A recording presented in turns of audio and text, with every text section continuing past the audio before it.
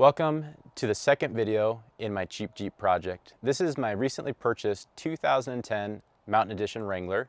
I spent the last video trying to get it to start and I didn't have any luck. So since the last video, I ordered a battery and I ordered the ECU with hope that that's actually the issue, and today we're going to find out. This is the cheapest battery I could find. Shout out to Walmart. Thank you. Let's get it installed.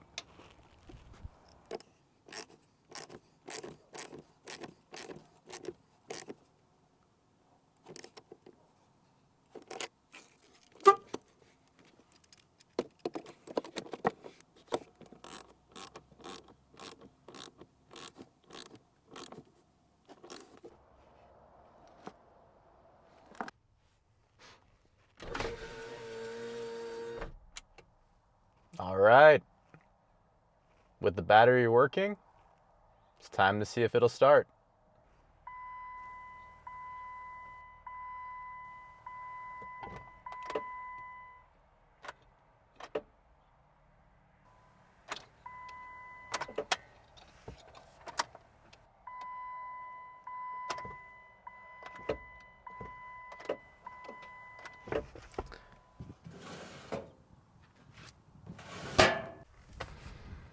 All right, well, I'm excited to finally be installing this. It actually arrived late last month, and I've been holding on to it since, waiting to make this video.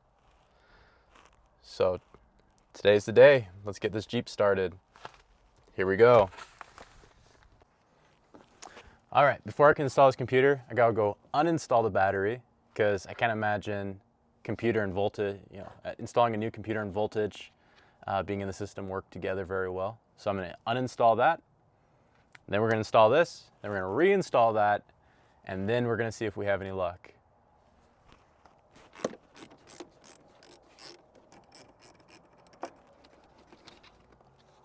All right, so with the battery disconnected, and I turned the headlights on to drain anything in that system, hopefully that was enough to be ready to unhook this. So let's go ahead and unhook it and work through these clips, and hopefully we don't break any of the clips on these connectors through here. Fingers crossed.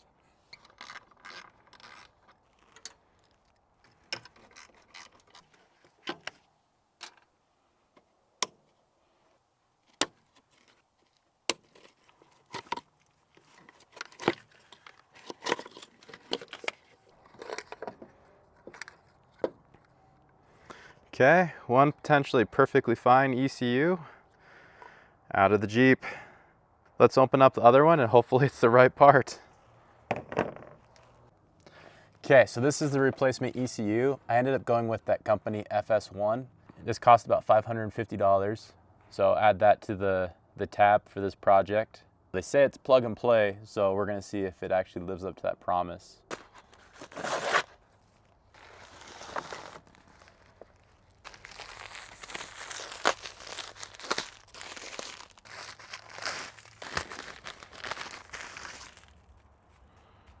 Okay, there it is. There's their security sill. So if you ever break this, your warranty's void.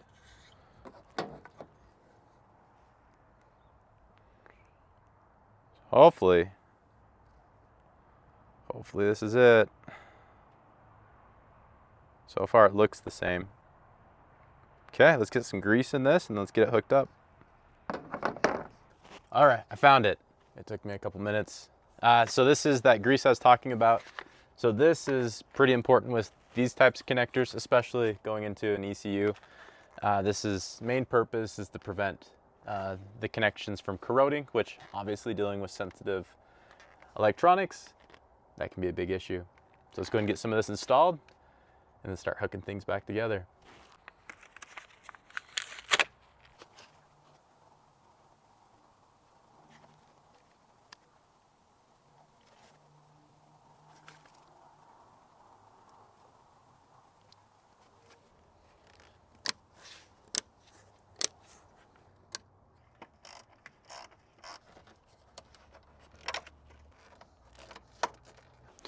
All right, with the ECU connected, it's time to do a continuity test. So I want to make sure that this is grounding correctly, because a bad ground can cause a lot of issues. So I'm going to go ahead and use this multimeter here, and let's see if we have a good ground.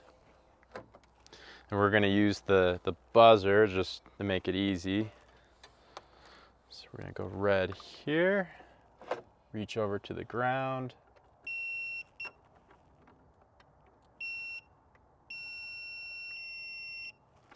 Okay, that's a pretty good ground. So with a good ground, let's go ahead and get the battery hooked back up, and we're gonna give this a go. All right, so before I start it, I'm gonna hook up the scan tool, and I wanna see what codes pop with this new ECU. Fingers crossed. All right, moment of truth. Let's turn this to the run position.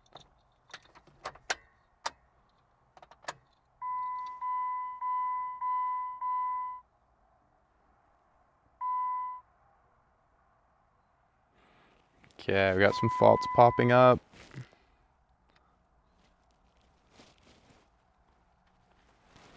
See if we can get a better look. Okay, let's do a quick erase.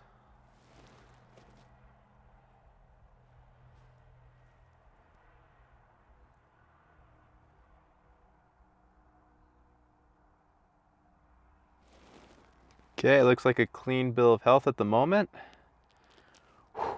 Okay, let's do this.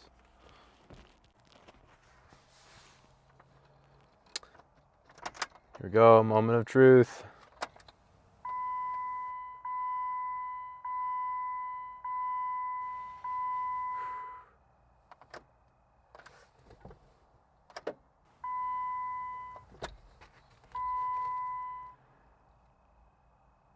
Dang.